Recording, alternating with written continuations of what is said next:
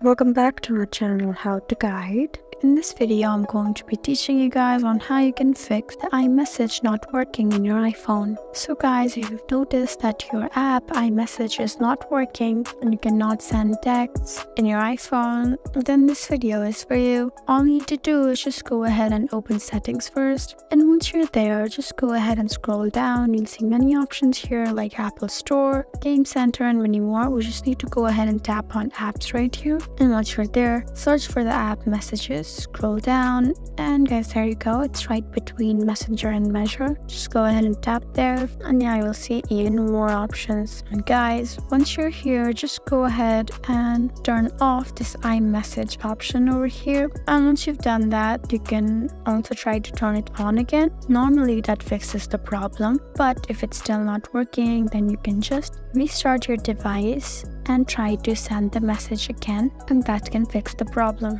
So guys, that's how you fix iMessage not working in your iPhone. I hope this video was helpful for you.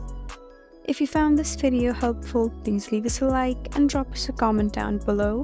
And if you want more helpful videos like these, then please subscribe to our channel. We'll see you again next time. Thank you for watching.